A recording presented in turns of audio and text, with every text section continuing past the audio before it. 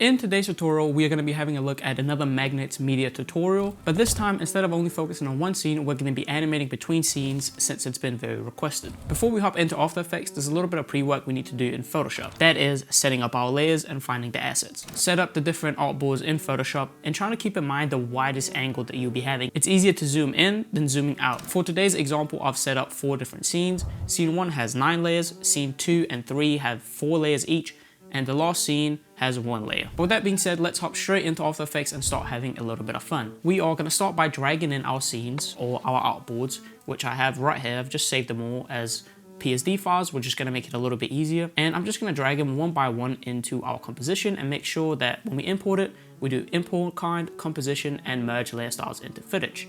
And then you can hit OK and keep dragging them in until you have all 4 in there. Once they're dragged in there, I just want to take the compositions that we dragged in and drag them into our main folder right here, and the rest I'll just drag into assets because it's just all the layers in each composition. Next step is laying out the scenes in the overall structure that we want it to be. In this case, I'm going to use markers to indicate where I want each scene to be, and then it'll be easier later down the line when we want to transition in between them. So if I drag the last 3, just move them out the way. I'm going to do the first scene, maybe let's do about 3 seconds, then move the second scene in. Let's go another 3 seconds where we have scene 3, and then another 3 where we have the last one coming in at 9 seconds. And now we can place some markers by using a shortcut that I highlighted in the last video. So in this case, I'll do Shift 4, and I can double click on it and name this Trans 1, so I know, and maybe even change the label color to something like yellow, just so we can keep a track of transitions will be labeled by yellow markers. Next up, we want to animate each scene separately. So I'm going to start with the first scene just to keep it super simple. We're just going to open it up so we have all our layers in here. And as you can see, I have a gradient map, which I use just to double check that it was going to look good. It's not going to work in After Effects like it does in Photoshop, so I'm just going to delete that and eventually replace it with a colorama. But we'll get to that a little bit later. We want to start out by adding our movement and putting our layers into 3D space. In this case, I'm just going to hit Command A to select all my layers and then hit the 3D marker right here, and that's just going to put them all into 3D space. And now we can go to one view, click 2 views, and then in this case, I have a left view just to make it a little bit easier so I can see how far apart each one is. And then we want to drag it out accordingly. Our background, we want to be in the very back, and our foreground, we want to be in the foreground. I'm just going to start with the background and just drag it back, move it ever so slowly, kind of position things a little bit away from one another to get some nice depth of field. Now we've got all our layers set up in 3D space, as you can see over here. So now we just want to mess with the scale and position to get it back to looking like we had it before. Because right now we have a whole bunch of blank space, which we don't want. Starting with the background, I'm just going to select it and scale it up until it covers the whole back. And then we've got the factory, we want to scale that up as well to fit, and statue, we want to scale that up too. Move the foreground up a little bit. That looks pretty good. And next step is to add, a camera. So right click in your composition, go to new and new camera, and I'm just gonna, as I usually do, pick a 50mm camera, and then I'll just change the f-stop to something like 1.2. I'm once again gonna open up the 2 view mode so we can see where our camera is and play around with it, because that's the first thing that we're gonna be animating. It's the camera position. So I'm gonna open up my camera properties and go to camera options, and first I'm going to set the blur level, or the iris shape, sorry, to hexagon, which is just going to make the blur look a little bit more pleasing. And then I'm going to open the transform tools, and we're going to play around with the position the most. So I want to start out with a pretty zoomed in angle of the face, and maybe even tilt it up a little bit, move the point of interest a little bit. That's so we get his head in a frame. And I'm going to keyframe the point of interest and the position. And I also want to make sure that my focus distance is set to the layer that I want.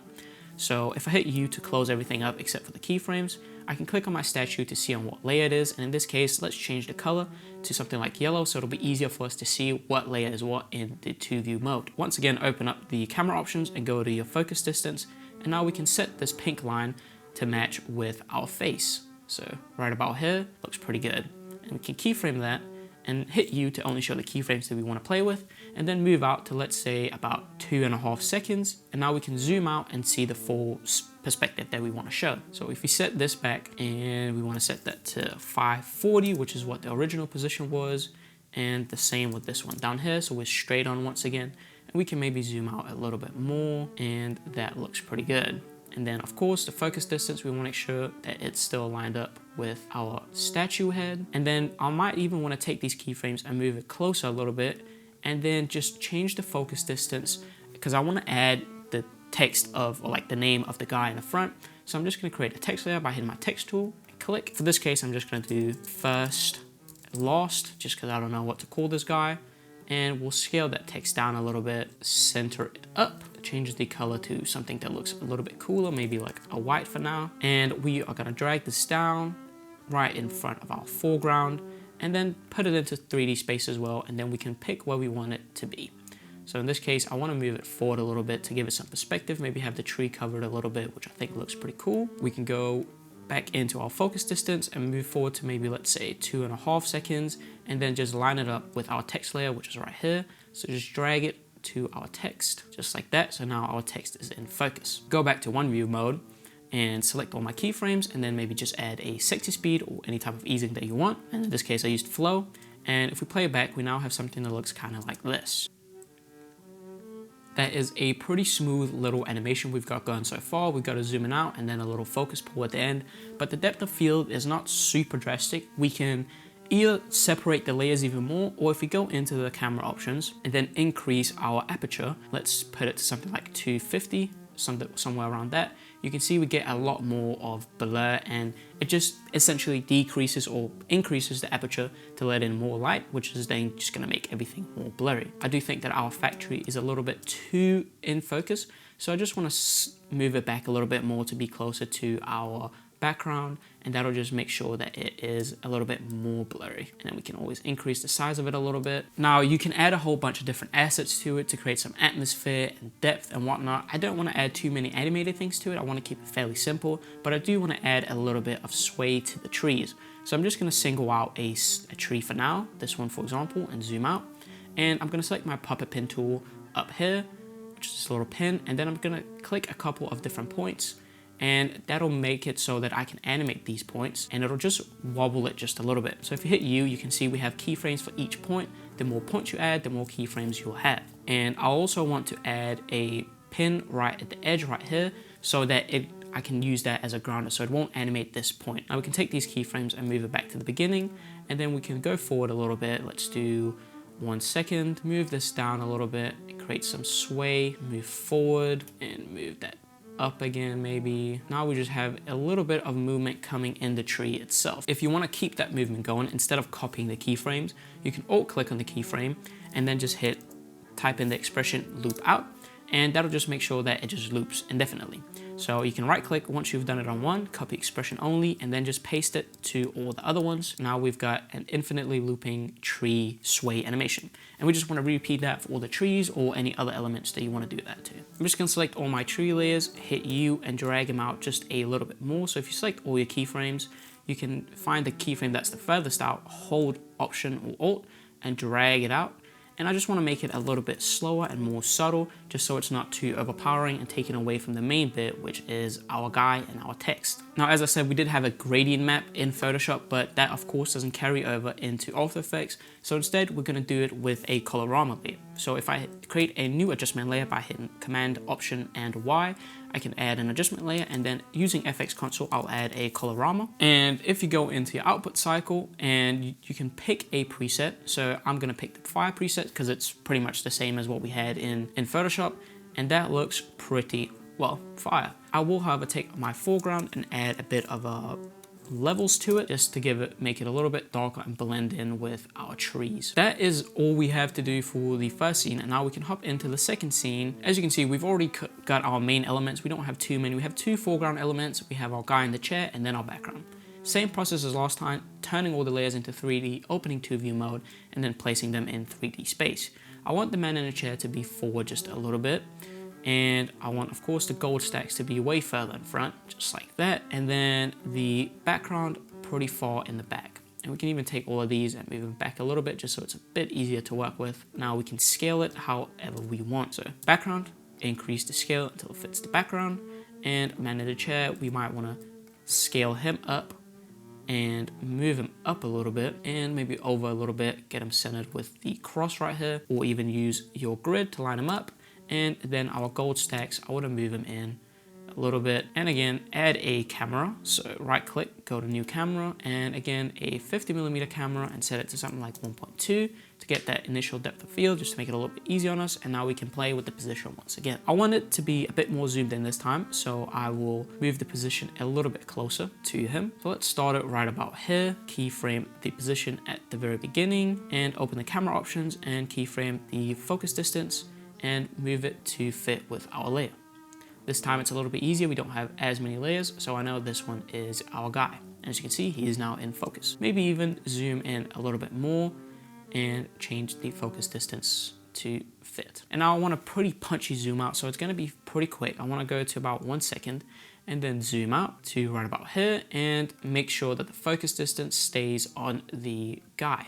We can go back to one view mode, and now we have a quick little animation that looks something like this. Now if we go and add some sexy speed to it, it'll look a little bit cooler and a little bit quicker, and we get some nicer movement. Again, I want to take my iris shape and change it to something like hexagon and increase the aperture to get a lot more depth of field in there, and maybe even set it to something like 500 to get it pretty blurry and him in focus.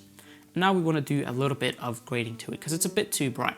So for the background, I'm going to add a curves, and I'll go in and just darken it up a little bit, just like that. And the same with the gold, add a curves to it and just make sure it's not super bright. And we can copy that and apply it to the other gold stack. Next step is just adding the tiniest bit of glow to our gold stacks. And I showed this in the last video, but we are going to be using extract to do that. If I take my gold stacks and duplicate them, and then I'm just going to pre-comp them, just name this gold stacks pre, and make sure that my little icon here is clicked, and that's just going to make sure that we keep all of the same distancing, so it's still in 3D space. Make sure you turn the 3D layer on as well, and then that should be in 3D space. And then we're going to add the extract and solo that up so we can see what we're doing. Now we can start messing around with this, feather it out a little bit, and we just want to keep the highlights. You can even add a levels to it and add it before the extract, so drag it above and move it up to get a little bit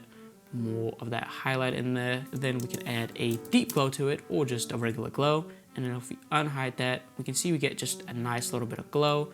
You can play around with it as much as you want and really adjust it to get something that looks pretty sick. Just a little bit on the highlights, just makes it look a little bit more gold-like. And for this one, I do want to add a little bit of text, but I want to animate it as well. I'm going to start off by just clicking my text tool and creating a piece of text, and we're just going to name, let's put very, very rich.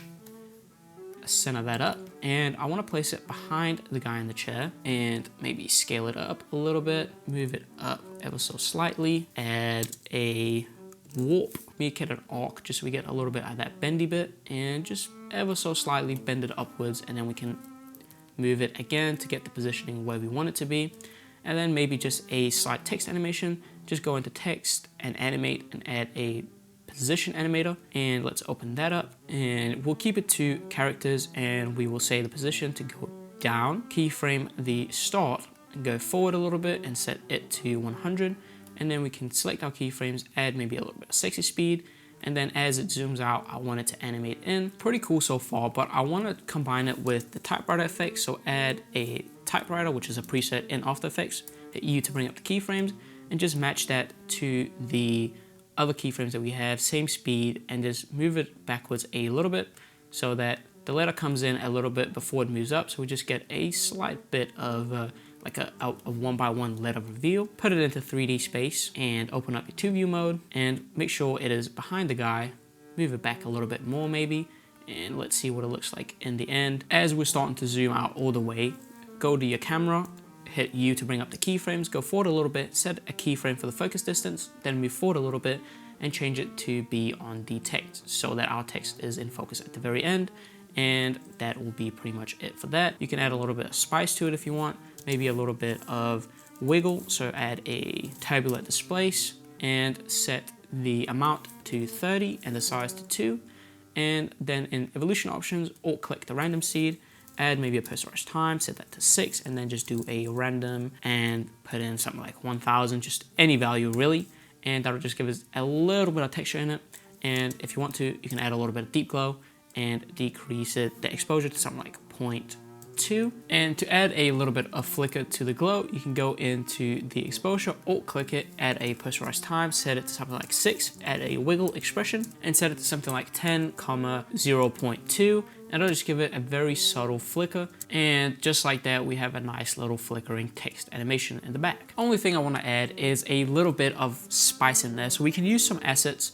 In this case I want to use maybe some particles to add a little bit of atmospheric feel. I've got some ember assets from Artlist, and I'm just going to pick one that looks pretty cool, maybe something like this, add it in there, scale it down a little bit since it is a 4K composition, change the blending mode to something like add to get rid of the black, and that'll just give us a tiny bit of atmosphere in there. Put it in the middle somewhere, maybe in front of the guy. We'll put it at the very front and put it into 3D space, open up 2 view mode, and just move it up here to be at the very front. That'll mean that it's just a little bit out of focus, which looks pretty nice. Maybe even scale it down a little bit. And if we want to make it a little bit more visible, you can always move it back so it's not that out of focus. So just play around with it until you get something that looks pretty sick. I might even add a little bit of fog in the background just to add something on another level. Move it to the back, and I want to right click this, go to transform, and then flip horizontally so it's on the other side of the embers. And then again, change the blending mode to something like add to put it in the background, and maybe add a levels to it just to change it up a little bit. Decrease the brightness of it just ever so slightly so it's not super punchy. And again, put it in 3D space, go to 2 view mode, and move it back a little bit, maybe behind our text in here. That looks pretty good. We can go back to 1 view mode and scale it down a little bit, and there we get some nice atmospheric fog in there. That's pretty much it for scene 2. Now we can hop into the third scene, which is going to be our overlooking scene right here, which is going to be super simple. We don't want to add too much to it, but again, we are going to delete the gradient map. I will keep the brightness and contrast because that actually does work in here, which is super neat. And I'm just going to take the other layers, the horizon and the background and the man and all that, put it into 3D space, add a camera, once again, same thing over and over, and set it to 2 view mode. Now we can move around objects to create a little bit of depth. So of course, we are going to start with the background. We can move that back, and I might even separate this into 3 layers just for an added depth. Move the background all the way back and scale it up, and the second one, move it just a little bit less back and again scale it up. And the same with this one, we'll just leave it right here. That fits pretty good. And then the man on the horizon, we'll move forward and maybe up a little bit and scale him down, place him where we kind of want him. And just like that, we have something that looks kind of like this. So pretty much the same scene, but with depth. Again, open up the camera, go to camera options, set it to hexagon for the iris shape, open up the transform points, and you can zoom in by moving the position, maybe tilt it down a little bit to make it look like he's looking over it. Then I want to go to the very beginning and keyframe the position and the focus distance.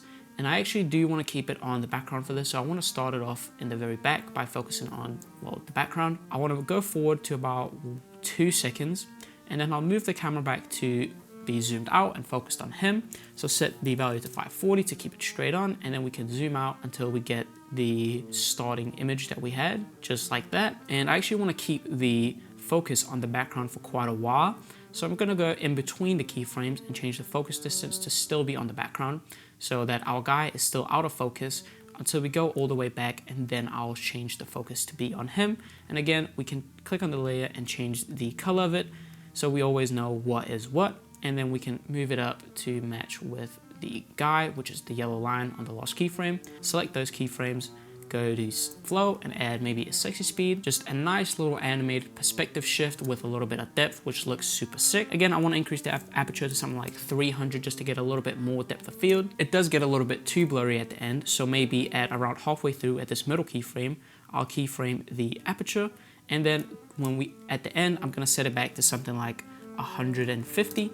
And that's just going to make sure that it's not too out of focus, or the background isn't too out of focus. And we can add sexy speed to those as well. Hit U to only show the keyframes that you're working with, and now we can start adding a little bit of source. Again, I want to match the colors to the first scene, so I'm going to go back into my main sequence, open up my first scene, and copy the adjustment layer with the colorama, and I'm just going to paste that into my scene 3, and just like that, we have this super crazy looking scene. It's a little bit too red, I'm just gonna adjust the opacity of our adjustment layer, just set it to something like 50% just so it's very slight and subtle, and maybe even add our levels, drag it above the colorama, move up the blacks a little bit and the whites just to get a little bit of brightness out in the horizon. That looks pretty sick. And again, I want to add a little bit of atmosphere, so I'm going to use some more smoke and fog elements to get a little bit of a mysterious look. I think this one will work pretty well for the foreground. So again, change the blending mode to something like add, and maybe move that up a little bit. Add a hue saturation just because it looks like it has a slight bluish tint, and then you can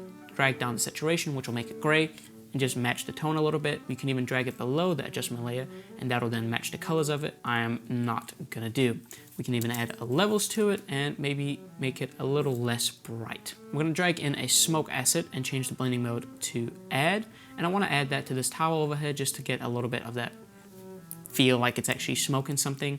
So I'm gonna rotate it about 90 degrees to make sure it goes upwards, drag it up on top of here, scale it down a little bit. As you can see, we get a little bit of what looks like a bit of weird color, even though we changed the blending mode. So add levels and drag up the blacks until that is removed. Move it forward a little bit just so it's at a cooler point in its smoke life thing, and drag it below the tower and decrease the opacity a good bit. Let's do something like 20% just to make it very, very subtle. Add it into 3D space, go to 2D mode, or at the very end, that'll be a little bit easier. Line it up with the layer and make sure it's on the same plane as it. So I'm gonna change that to maybe a red. The same with this one so we can see where they are in relation to one another, and just move it back until it links up with the layer right here. Should snap, then we can position it where we want to, just using the arrow keys. That'll make it a little bit easier. Next step is making sure that the fog is also in 3D space, otherwise we'll get this little bit of weird look. So go to 2D mode once again, go forward and just make sure that it is placed where you want it. Scale it down a little bit and move it forward. You want to scale it down a bit more to fit the screen right here at the end. Maybe move it down a little bit, and again change the opacity. And that is a pretty good looking scene so far. We get a nice little zoom out. We have some slight smoke assets in there. We want to add some text, and we just want to keep this very, very subtle. Just add a little bit of text, and we will put something like, but was it worth it? Because that sounds very dystopian, and I think that would be cool. And center that up, maybe even scale it down a little bit. You can place it maybe behind him. Of course, put it into 3D space, open 2D mode, and make sure that it is indeed behind him. This time, we just want to use the typewriter effect just because it's super simple and looks very good. Select the keyframes and add a little bit of sexy speed and move it back in the beginning. Let's have it come up close to the ending, right about here is pretty good. And then finally, just to create a little bit more depth and perspective, I want to add a shape layer. So I'm just going to select my rectangle tool, remove the stroke, and click on fill. Add a gradient, a linear gradient, hit OK, and then I want to set the color to black, and the other one I also want to set the color to black, but I want to set the opacity to 0, and then I want to draw a rectangle, and I will click on the fill, hit enter, and that'll just bring up my little gradient tool selector thing, and I just want to place it right about here, make it a straight line, move it up a little bit, and place it behind the man on the horizon, behind our text, and decrease the opacity a little bit.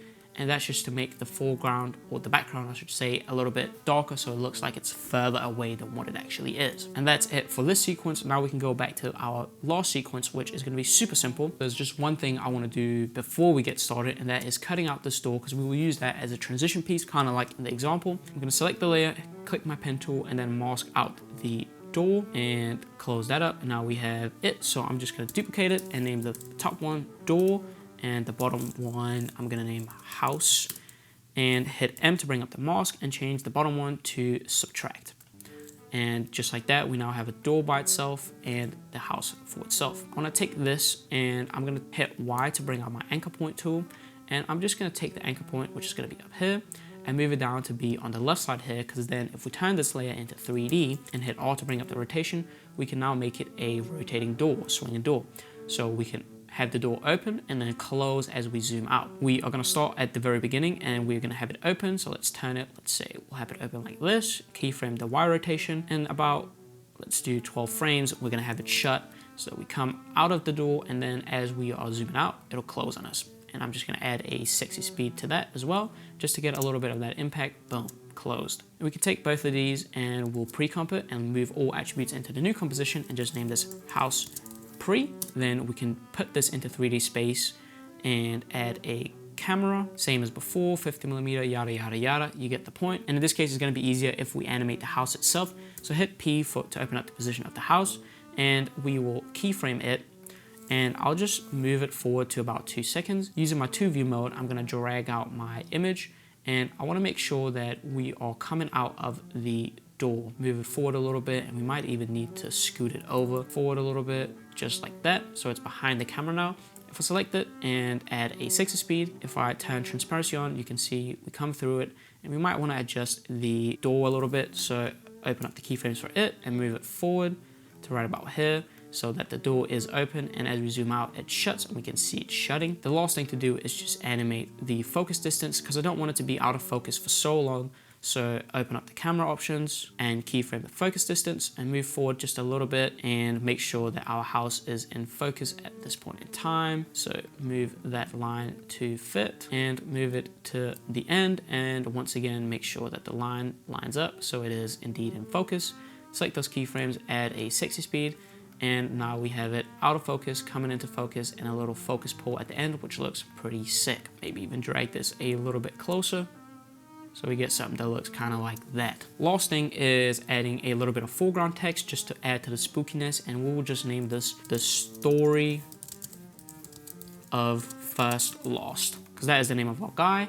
We'll center that up and maybe scale it up a little bit and put it right in the center. Let's position it right about here and put that into 3D space. Go into 2 view mode, and let's position it in front of the house so we get some depth of field. Maybe something like this maybe. And we might want to move this, scale this down a little bit and move it up. And we will set a keyframe for the focus distance right about here. Keyframe that and go forward. Open up the 2 view mode and make sure that our text is in focus. And now we can animate our text to give it a little bit more life. So open up the text, go to animate, and then let's do a opacity animator.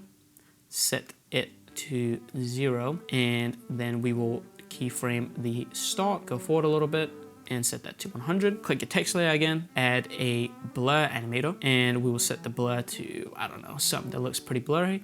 Open up and keyframe the start, move it to line up with the other start, and then set that to 100. Select both of those, add maybe some 60 speed, and then take the blur keyframes and move it forward just a couple of frames, just so we get a little bit of that blur before it zooms in. Just looks a little bit spooky. Add an echo effect, and we will set the number of echoes to something like 3, which is going to make it a little bit thicker and more ghost-like. And we can add a deep glow and set the exposure to something like 0.3 and change the aspect ratio to something like 1.2, and alt-click the exposure, posterize time 6, and add a wiggle 10, 0.2, which is going to give it a little bit of a flicker. I want to take my aperture and just keyframe it so the background is not super out of focus when it comes in. And I want to move these keyframes back a little bit to kind of match with when it zooms out. So take the aperture, keyframe it, and just decrease it a little bit so it's not the background isn't super out of focus. Add a 60 speed to it as well. And now let's have a look at our last scene. That is pretty good. Only thing I want to do is move up the keyframes here a little bit. So I'm just going to move that back. Finally, we can get around to animating between the scenes. And this is going to be somewhat simple, but I think they use some pretty cool techniques, which we are going to have a look at. To animate between these two, we are going to utilize this little zoom in at the very beginning, or the zoom out at the very beginning of this clip. So I'm going to open up that, and we're just going to use the camera here. So I'm going to hit U to show my keyframes, and let's keyframe the position right here, go back into our main sequence and go forward a little bit, so right there, and then we will simply zoom out just like that. And make sure you keyframe these and add some speed to them, some 60 speed. It's looking pretty good already, but I might want to adjust the speed of it a little bit because it starts out just a little bit too slow.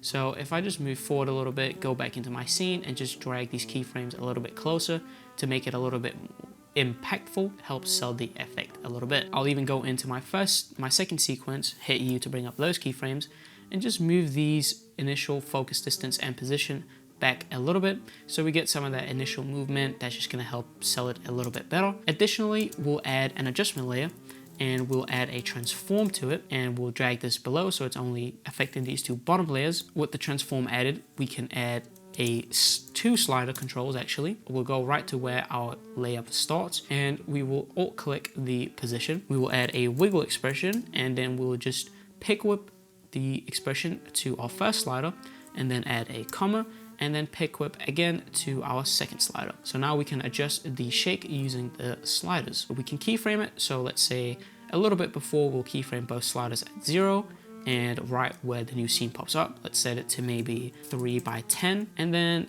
move forward a little bit and set it to 0 again. And we can hit U to bring up those keyframes. We will add maybe some sexy speed to them just to add a little bit of easing. And now we have some that looks kind of like that. We do get a little bit of the background showing here that we don't want. So at the very peak, go into the transform and increase the scale to something like 102. And then we can keyframe that and go to our first keyframe and just set it back to 100, and then the last keyframe and set it to 100 as well. Hit U and add the same easing to those keyframes. So now we shouldn't have any problems with that. So a slight punch head zoom and then that. And I'll go into this and make sure that our easing just matches up a little bit more. So just taking these two and just moving it forward a little bit to make sure that the speed of the two scenes matches. So that's the first step of transitioning between the two. We just have a slight match cut and a little bit of shake. Drag in this a little bit because we don't need it on everything, and then hit U to hide it. The next scene, which is transitioning into our horizon type of clip. And again, we have a zoom out, but I want to do it a little bit differently this time. I want to go into our layer and I want to transition vertically between them. Going into this second scene, I want to hit U to hide all our keyframes, hit P to bring up the position of everything, and let's keyframe the position of all our layers. And then we can move forward a little bit and drag them all down as such, and we will select all these keyframes, add a little bit of sexy speed to them, and then I'll use motion tools to randomly sequence these keyframes just to get a little bit of a cooler look. They won't all go down at the same time, which just adds a nice layer of depth. Let's set them to a 3-frame offset, and then make sure you pick the random one and then sequence it. And now if you play that back just in this composition, we can see that it all animate downwards. We can go back into our main sequence. I'm just going to close a whole bunch of these that we don't need at this point in time. And we can go into the scene that we want to transition into. And again, hit P on all the layers, and we can hide this one because we don't want to animate that, or we don't want to keyframe that. But you will select the fog and then all the other layers and keyframe it. Move back a little bit. You also don't want to select our first shape layer, so just keep that in there. And then we will drag all of these up. And again, we will make sure to match the easing. And we want to make sure that the keyframes are the same distance apart as the other sequence. Let's open that one up again and go in here. There's about a 15-frame difference between those keyframes. So back into our scene 3, and let's just make sure that we have 15 frames. So go to 15 frames and just drag the keyframes to start right there. Select all of these keyframes, and again, use the motion tools plugin to randomly sequence the layers, and just move this to be halfway covered here so it starts that way. Let's make sure that these keyframes also line up halfway with where the layer begins. And now playing that back, we should have a little bit of a vertical match cut. It's super subtle, but it really helps sell the effect. We can even drag out the keyframes more if you want to emphasize the movement a little bit. So go into that and just drag these keyframes out a little bit more. And again, just make sure they're kind of lined up here, and go into this scene and take all of these keyframes and drag them out just a little bit. Go back into the main sequence, and you can even duplicate the shake transition and hit U to line up the keyframes with it, and that'll just help sell it just a little bit more. And just like that, we have a nice little transition between them. Luckily for us, we've already created the transition for the last one with the house having the cutout, but we can add a little bit of more movement into the scene before it to help sell the effect. So going into that scene, we'll open that up, and this time we'll hit U to hide all those keyframes and just show the keyframes from the camera. We will keyframe the position and move forward a little bit, and then we will just zoom out ever so slightly just to get a little bit of that movement in there, and we'll add some sexy speed to that. Go back into our main sequence and just make sure that it starts just a little bit before our scene, and we'll just move it forward to right about here. And let's play that back and see how the transition is looking. It's a bit too quick and starts a bit too soon, so we'll just drag out the keyframes a little bit and move it forward. As the house comes in, we can match that movement a little bit, and let's see how it's looking. And just like that, we have a little bit of zoom out as the house comes in, which looks pretty cool. And then our text. Now that's pretty much it for the sequence itself, but there's a lot of source that still needs to be added. First thing I'm gonna do, which I don't think MagnatesMedia do very often, is add a posterized time, because I like that look a lot. So I'm just gonna add that and make sure I change the name to posterize time so I know what I'm doing. Just set that to 12. Next up, we are gonna add another adjustment layer, and we're gonna add a transform to create a little bit of camera shake jitter. Rename that to camera shake.